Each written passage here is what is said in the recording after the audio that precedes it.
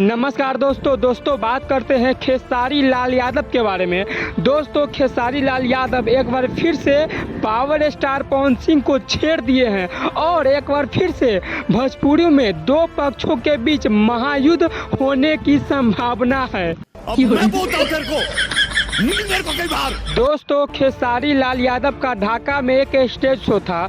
दोस्तों वहां पे खेसारी लाल यादव पावर स्टार पवन सिंह को काफी ज्यादा बेइज्जती कर दिए।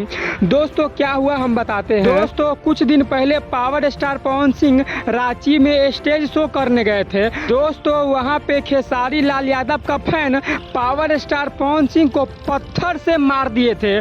दोस्तों वहीं पे पावर स्टार पवन सिंह बोले थे कितने चाहने वाले आए हैं, कौन इस भीड़ में मेरा दुश्मन आया हुआ है, हिम्मत है तो सामने आओ। दोस्तों खेसारी लाल यादव इसी बात को काफी ज्यादा मजाक उड़ाया और कॉपी करके बोले हैं कितने भीड़ में इतने चाहने वाले आए हैं, कौन मेरा दुश्मन आया है, हिम्मत है तो सामने आओ। अब दोस्तों कहीं यह वीडियो खेसारी लाल यादव का पावर स्टार पवन सिंह देख लिए तो फिर खेसारी लाल यादव को फिर से रेल लेंगे और भोजपुरी में एक बार फिर से दो पक्षों के बीच महायुद्ध स्टार्ट हो जाएगा।